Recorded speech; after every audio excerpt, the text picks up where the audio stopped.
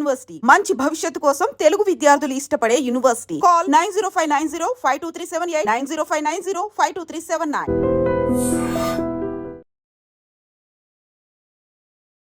నమస్కారం, welcome to I dream. ధర్మ మార్గం విత్ విజిత కార్యక్రమానికి స్వాగతం.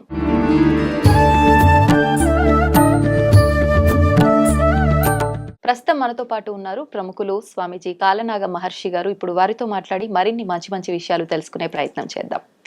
నమస్కారం అండి. నమస్కారం. అంటే మనకు పుట్టినప్పుడు మన తల్లి ఈయన మీ నాన్న అని చూపిస్తుంది. పెరుగుతూ వస్తుంటే తల్లిదండ్రులు ఇద్దరు మనకు ప్రతి ఒక్కటి ఇది అది అని చెప్పి మనకు ఎక్స్ప్లెయిన్ చేస్తుంటేనే మనం అన్నీ నేర్చుకుంటాము.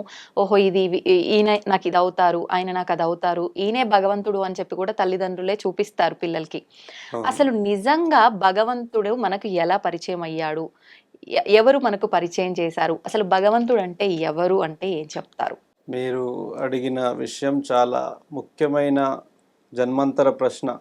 ప్రతి భక్తునిలో ఉంది ఈ ప్రశ్న. భగవంతుడు ఎవరు గుర్తించారు? మొదటగా అవును, భగవంతుడు ఎవరు, ఎలా గుర్తించారు, ఎలా ఈ విశ్వానికి తెలియపరిచారు, ఎవరు తెలియపరిచారు, అందరికి ఎలా చేరింది ఈ అంశం అనేది. అవునండి, తల్లిదండ్రులు మొదలుగా పరిచయం చేస్తున్నారు ఆ భగవంతుణ్ణి. మరి ఆ భగవంతుణ్ణి తెలుసుకోవాలని ప్రతి ఒక్కరికి కోరిక, ఆశతో ఎన్నో గ్రంథాలు, ఎన్నో విశేషమైనటువంటి ఆ పూర్వ కథాంశాలన్నీ చదువుతున్నారు. చదివేసి కనిపెట్టాలి భగవంతుని, మేము కూడా కనిపెట్టాలి.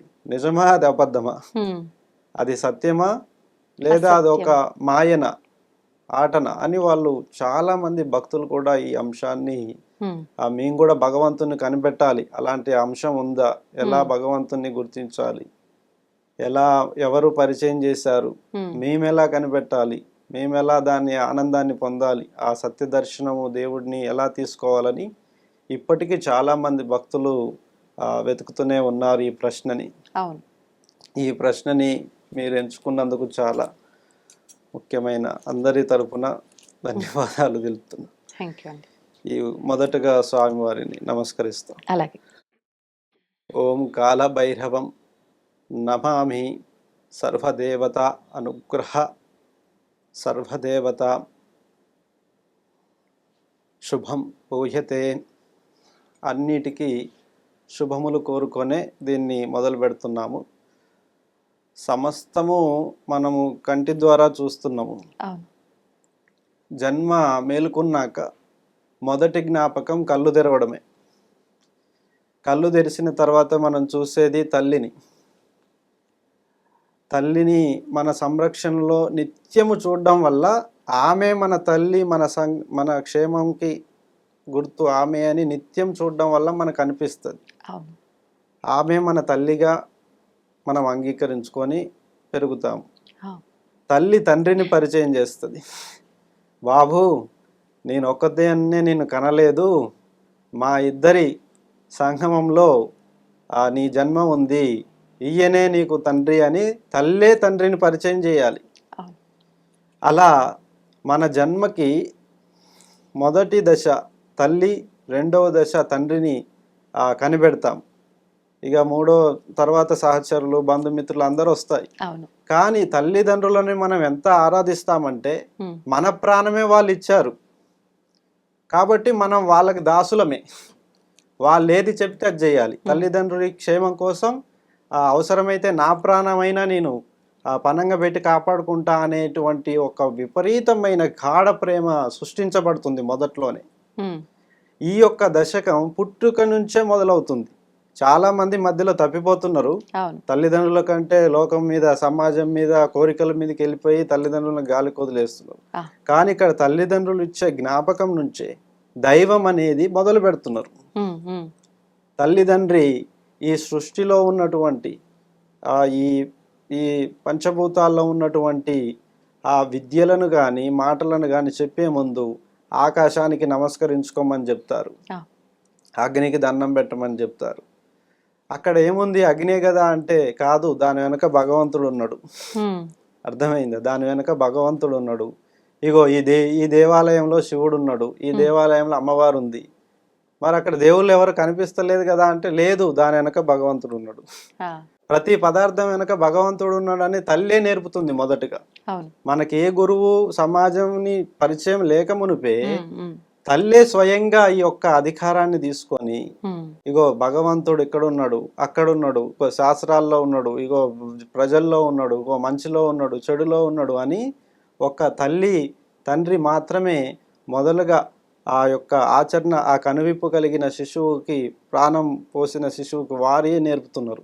అవును. అలా ప్రతి ఇంట్లో ఆ తల్లి ఆ బాధ్యత తీసుకొని భగవంతుని పరిచయం చేస్తుంది. ఉమ్, ఇప్పుడు ఇదే ప్రశ్న ఉమ్, అందరికీ ఉంది. అవును. మీరు అడిగిన ప్రశ్నే భక్తులందరికీ ఉంది. భగవంతుని ఎవరు పరిచయం చేశారు?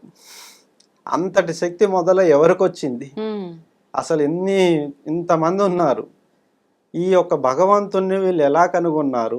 అది ఎలా సాధ్యమైంది ఉన్నాడని? ఉమ్, మహిమలు అయితే జరుగుతున్నాయి, కానీ మరి భగవంతుడు ఎలా పరిచయం అని ఈ చరిత్రని మనం తీసుకుంటే గనక ఉమ్, కొన్ని వందలు వేల సంవత్సరాలకు ప్రయాణం మానవాళి యొక్క మొదటి క్రమం నుంచి వెతుక్కోవాల్సి వస్తుంది ఇప్పుడు ఈరోజు. ఓకే. ఆ మొదటి క్రమము యుగాలు యుగాలు నడుస్తుంది. ఇది ఉమ్, యుగాలు యుగాలుగా మానవులు భగవంతుని పూజిస్తున్నారు. ఉమ్, కొద్ది మంది మాత్రమే దేవుణ్ణి దర్శనం, సత్య దర్శనం చేస్తున్నారు. మిగతా వాళ్ళంతా ఇది మూఢం అనుకోవడం, భ్రాంతి అనుకోవడం, అవును. ఇదంతా ఒక కళ, ఇది నిజమో అబద్ధమో అని ఎన్నో కథాంశాలు మనం చూస్తున్నాం. ఇక్కడ భగవంతుణ్ణి పరిచయం చేసిన వారు ఉమ్, ఎవరు అని అంటే, మనందరికీ తెలిసిన మూలం వెతుక్కుంటే గనక మనకు ఋషులు, ప్రాచీన కాలంలో ఉన్న ఋషుల పేరు అనేది మనకి చివరిగా గుర్తొస్తుంది. ఓకే. ఋషులు మనకి వాళ్ళు ఏ విధంగా భగవంతుణ్ణి కనుగొన్నారు ఈ యొక్క భూమి ప్రాంతంలో అంటే, ఉమ్, ఋషులు నిత్యం యజ్ఞం చేస్తుంటారు. అలాగే నిత్యము నదులు ఎక్కడైతే పారుతుంటాయో అవును. అక్కడనే నివాసం ఏర్పరచుకుంటారు. ఉమ్, నిత్య యజ్ఞ హోమాలు చేస్తుంటారు. అగ్ని, నీరు, గాలి, వీటిని కంట్రోలైజేషన్ పవర్ని వాళ్ళు అనుసరిస్తూ వెళ్ళగా, ఎంత తెలివి కలిగిన వాడైనా సరే ఓ చివరంచుకు పోయి ఆగిపోవడమే ఉమ్, జరుగుతుంది. చివరి దాకా వెళ్ళిపోతారు, ఏం అర్థం కాకపోతే అక్కడ ఆగిపోతారు. ఆ, అలా ఆగిన ప్రతిసారి ఒక యజ్ఞం చేయడం మొదలుపెట్టారు. ఆ, ఆగిన ప్రతిసారి ఒక యజ్ఞం చేయడం వల్ల కొంత కదిలేది ముందుకి. ఉమ్, అలా యజ్ఞం చేయడం వల్ల భగవంతుడు మనకి సహకరిస్తున్నాడని నమ్మి ఉమ్, ఆ యొక్క అత్యంతమైన శక్తిని, చివరి దశని దాటడానికి ప్రయత్నిస్తూ అనేక విశేషమైన జ్ఞానాన్ని వాళ్ళు పొందారు. ఓకే. పొంది ప్రతిసారి వాళ్ళని ముందుకు ఎవరు తీసుకెళ్తున్నారు? ఆగిన ప్రతిసారి ఏ శక్తి వారిని ముందుకు నడిపిస్తుంది మళ్ళీ? ఉమ్, ఇప్పుడు మనం చూడండి, ఎడ్ల బండ్లను తయారు చేయడం వరకే సరిపోయింది అనుకున్నారు. అవును. కానీ ఆగిన తర్వాత కొంతకాలానికి ఒకరు వచ్చి కార్ని కనిపెట్టారు, వీల్ కార్ని. ఉమ్, కార్ తర్వాత అక్కడే ఆగిపోయారు చాలామంది. తర్వాత ఇంకొక వ్యక్తి ఆలోచించి చివరి దశన ఆగిపోయిన తరుణంలో ఇంకో వ్యక్తి వచ్చి ఏరోప్లేన్ కనిపెట్టారు. ఏరోప్లేన్తోనే ఆగిపోలేదు, మళ్ళీ రాకెట్ లాంచర్ కూడా మొదలుపెట్టారు. ఇప్పుడు కూడా ఆగుతుంది. అంతరిక్ష ప్రయాణం ఉందా లేదా మానవాళికని? ఉమ్, అలా ప్రతి ఒక్కరూ మేధావులుగా మారడానికి భగవంతుడే సహకారం చేస్తున్నాడు. అలాగే చివరి దశలో ఉన్న వారికి కూడా ఉమ్, ఈ జ్ఞాత్రం తెరవబడి వారికి ఏదో శక్తి అతీతంగా వచ్చి వారిని ముందుకు తీసుకెళ్లడం, అలాగే డెవలప్ చేసి మళ్ళొక యుగాన్ని ఆనంద పెట్టడం అనేది జరుగుతుంది.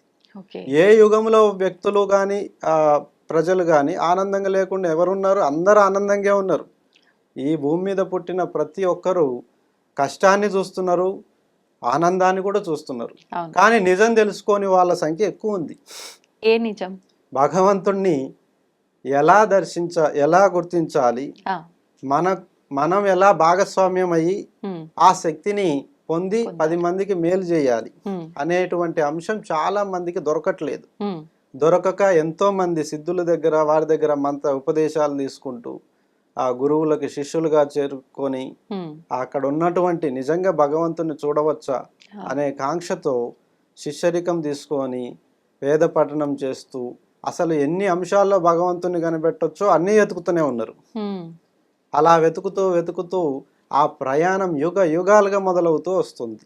ఇప్పుడు మనం చెప్పుకున్నట్టుగానే ఋషులు, ఇంతటి విజ్ఞానముతో కూడినటువంటి ఋషులు, వాళ్ళు లాస్ట్గా ఒక రూపాన్ని ఫైండ్ అవుట్ చేస్తూ మనకి దేవాలయ నమూనాలను దించారు. అంటే ఇది కేవలము వెంటనే జరగలేదు.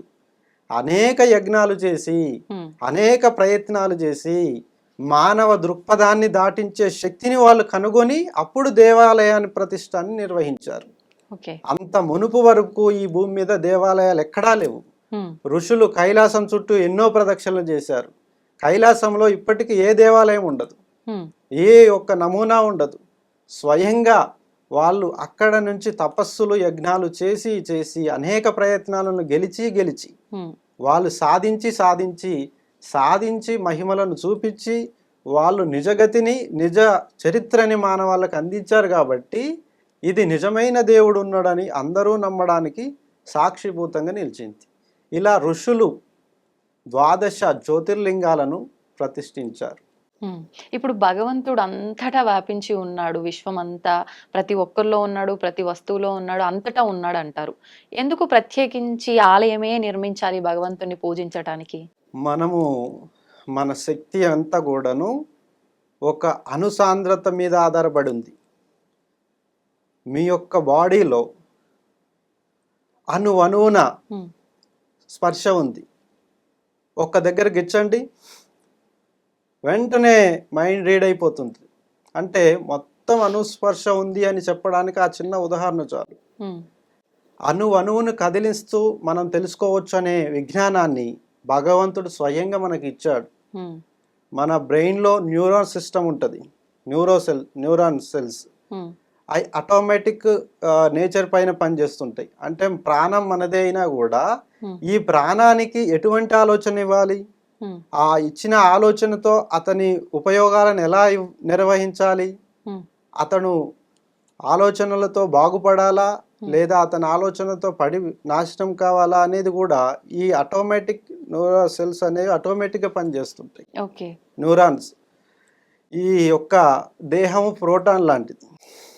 భౌతిక జగతి మొత్తం మన ప్రాణాన్ని అంటిపెట్టుకొని ఉన్నటువంటి వలయం. ఇక్కడ అణువుని కదిలించేటువంటి శక్తి ఉత్పాదన జరుగుతుంది. దీన్ని ఋషులు కనిపెట్టి ఈ అనుత్పాదక శక్తిని ఒక అతీతమైన శక్తి రుద్రుని ఋషులు రూపంలే. ఇప్పుడు ఋషులు దేవతారాధన ఎలా చేశారు? యజ్ఞాలు, హోమాలు, తపస్సులు, ధ్యానాలు ప్రతి అణువును వెతికి చేశారు. ఈ అణువును వెతికి చేశాక వారు ఈ అణువులను ఎలా ప్రేరేపించాలి, ఎలా కంట్రోల్ చేస్తూ మనం ఆనందాన్ని పొందాలి, ఎలాంటి ఉపయోగాలు ఎలాంటి నియమాలతో చేస్తే పనులు అవుతాయో వాళ్ళు కనిపెట్టి ఈ దేవాలయాలను వాళ్ళు ఆచరణలోకి తీసుకురావడం జరిగింది. అందులో చూస్తే ఇది ఇప్పుడు వచ్చేటువంటి మహాశివరాత్రి. అసలు చాలా మంది భక్తులకి శివుడికి రూపం ఉండదు, శివలింగమే ఉంటది. శివుణ్ణి చూడాలంటే శివలింగం రూపంలో. ఎందుకని లింగ రూపంలోనే ఆరాధించాలి శివుడిని? ఋషులు తీసుకున్నటువంటి దైవం నుంచి తీసుకున్నటువంటి గుర్తు అదే మనకి ఇవ్వగలిగింది. వారు ముల్లోకాలను విశ్వమంతటా గణించిన తర్వాత వాళ్ళు దేవుణ్ణి చేరుకోవడానికి ఇచ్చినటువంటి లింగం శివలింగంగా పిలువబడుతుంది. అసలు శివ అని కూడా పిలవరు. ఋషులు రుద్ర అని పిలుస్తారు. శివయ్యని ఋషులు రుద్రావతారంగా రుద్ర అని పిలుస్తారు. రుద్రునికి రుద్ర అంటే అనుపరమైనటువంటి లక్షణం కలిగిన వాడు అని అర్థం. అందుకే అణువున శివుడు ఉంటాడు, శివాజ్ఞ లేనిది చీమైనా గుట్టదంటారు. అణువున ఉన్నాడు కాబట్టి ఆయన రుద్ర అని అతని పిలిచేవారు. ఇప్పుడు రుద్రుని నమక చమకాలు మనకు తీసుకుంటే గనక విశేషమైన రూపాలు ఉంటాయి. అంటే ఒక మనిషిలో ఈ శరీరంలో ఎన్ని గుణగణాలు ఉంటాయో అన్ని గుణగణాలను ధరించిన వాడు శివుడే అని ఋషులు ఎప్పుడో చెప్పారు. కానీ ఎంత చెయ్యాలో అంతే చెయ్యాలి, అతిక చేసిన నష్టమే, అసలే చేయకపోయినా కూడా ఏ లాభం లేదు. అలా రుద్రుని శివలింగముగా మార్చినటువంటి ఆ లింగోద్భవ కాలమే మహాశివరాత్రి. ఋషులంతా కలిసి ఒక లింగాన్ని అణువున ఉద్భవించిన ఆ లింగాన్ని ఉమ్, వారు మహాశివరాత్రి కాలంగా పిలువబడ్డారు. ఓకే. మరి ఇప్పుడు ఆ రోజున మనందరం కూడా ఆ శివయ్యని ప్రసన్నం చేసుకోవాలంటే ఏం చేయాల్సి ఉంటుంది? అవును, మహాశివరాత్రి పర్వదినం అత్యంత అణుశక్తిని ఉద్భవించిన కాలంగా చెప్పబడతారు. అంటే మనలో కదలని అంశం ఏదైనా ఉంటే ఆ ఒక్క రోజు జాగరణ చేస్తే చాలు, ఉమ్, మనలో ఉన్న అంశం కదులుతుంది, ఎందుకని మన ప్రత్యేకించి కోరికలు ఆ రోజు నెరవేరుతాయి. జాగరణ విశిష్టత? ఆ జాగరణ మనము ఒక రోజు గనక నిద్రపోకుండా ఉంటే చాలా టైర్డ్ అయిపోతాం. అవును. మనలోని సంకల్పం నిజమైనదైతే ఉమ్, ఆ రోజంతా నిద్ర లేకుండా ఉండి కనిపెట్టవచ్చు, ఉమ్, దాని నుంచి కోరుకున్నది జరగవచ్చు. ఓకే. మనలోని అనుస్పాదక శక్తిని ఉమ్, భగవంతునిలో లయం చేసుకున్న నాడు తప్పకుండా దాని ఆజ్ఞ మనకు దొరుకుతుంది, వెంటనే మనకు పరిష్కారం తెలిసిపోద్ది. ఉమ్, అలా ఒకనాడు ఆ లింగోద్భవ కాలంలో జరిగేటువంటి ఆ సమయాన్ని శివరాత్రి రోజున గనక ఒకనాడు జాగరణ దీక్ష చేస్తే ఉమ్, వాళ్ళని కదిలించబడి వాళ్ళు కోరుకున్నవి జరుగుతుంది. ఓకే. ఒకరోజు శివయ్యతో ఉండి చూడు అని దాని అర్థం, ఉమ్, మేల్కొని. అంటే ఆయన నామస్మరణతో ఉండాలి ఆ నైట్ అంతా కూడా. ఆ నైట్ అంతా, ఆ రాత్రిని ఉమ్, చీకటి నుంచే మనకి ఆ నిద్ర నుంచి మొదలవుతుంది ఆ ఉమ్, దశకం. ప్రతిరోజు ఎన్నో చూస్తుంటాం, అవును. కానీ చీకటిలోకి వెళ్ళిన మరుక్షణం అన్ని మర్చిపోతాం. ఉమ్, మళ్ళీ కొత్త దశకం మొదలయ్యేది చీకటి నుండి. ఉమ్, ఉమ్, అందువల్ల ఏదైతే భారం అనుకుంటున్నారో, ఏదైతే శాపం అనుకుంటున్నారో, ఏదైతే తెలియదు అనుకుంటున్నారో అవన్నీ కదిలించబడే రాత్రి అది. ఉమ్, అందుకే యోగులు, మునులు, ఋషులు ఆ యొక్క శివరాత్రి రోజున జాగరణ దీక్షలు చేయడం విశేషంగా భక్తులకి అందరికీ తెలియవచ్చింది ఈ యొక్క మహత్యం. ఓకే. ఇప్పుడు ఆ రోజున జాగరణ ఒక్కటే కాదు, ఉపవాసం కూడా చేస్తూ ఉంటారు. అవును. కొంతమంది చెప్తారు ఉపవాసం అంటే దేవుడికి దగ్గరగా ఉండి ఆయన నామస్మరణ చేసుకుంటూ ఉండడం అని. మరి కొంతమంది అసలు ఏమీ తినకుండా ఉండటమే ఉపవాసం అంటారు. అసలు నిజమైన ఉపవాసం ఏంటి? ఆ రోజు ఏది ఆచరించాలి? ఆ రోజు ఉపవాసం అనే నియమం ఎలా ఉంది అంటే, మనలో తీవ్ర కాంక్ష ఉంటుంది. ఉమ్, మనలోని తీవ్ర కాంక్షను భగవంతునికి చేర్చాలంటే మనం మైల పడకూడదు. ఉమ్, ఏదన్నా భోజనం తింటాము, అది అరుగుదల మొదలేసి అయినప్పుడు ఒక రకమైనటువంటి రేడియేషన్ ఉమ్, మన నుంచి ఉత్పన్నమవుతుంటుంది. ఉమ్, మనం ఎలాంటి భోజనం చేస్తే అలాంటి రేడియేషన్ అది ఎక్కువగాను తక్కువగాను ఉంటాయి. అవును. సాత్వికమైనటువంటి భోజనంని, దుంపలను, ఎందుకంటే దుంపలను కానీ పండ్లను కానీ స్వీకరించి సాత్విక భోజనంతో మాత్రమే భగవంతునికి దగ్గర కాగలం. ఆ, సాత్విక భోజనం కాకుండా వేరే ఏది తిన్నా కూడా ఉమ్, మన బాడీ సహకరించదు. రేడియేషన్ అత్యధికంగా ఉత్పన్నం అవ్వడం వల్ల మన శరీరం మనకే విసుగు తెప్పించి పడేస్తుంటుంది. ఓకే. నిద్రపోవడము లేదా కళ్ళు తిరగడం ఇవన్నీ కూడా మన యొక్క కోరికని, కాంక్షని, దేవుణ్ణి చేరుకునే లోపే ఉమ్, ఈ భోజనం విషయం అనేది అడ్డంకిగా మనల్ని వెనకకి పడేస్తుంది. ఓకే. అందుకే ఉపవాసం ఉన్న వాళ్ళ దృష్టి, గురి కానీ వాళ్ళు కోరుకున్న దశని త్వరగా చేరుకోగలడానికి ఈజీగా ఉంటుంది. ఉమ్, అందువల్ల ఆ రోజంతా ఆద్యంతం మొత్తం కూడా ఆ శక్తి నేరుగా వాళ్ళకి వరించడం కోసమే ఆ నియమం ఉంది. ఉమ్,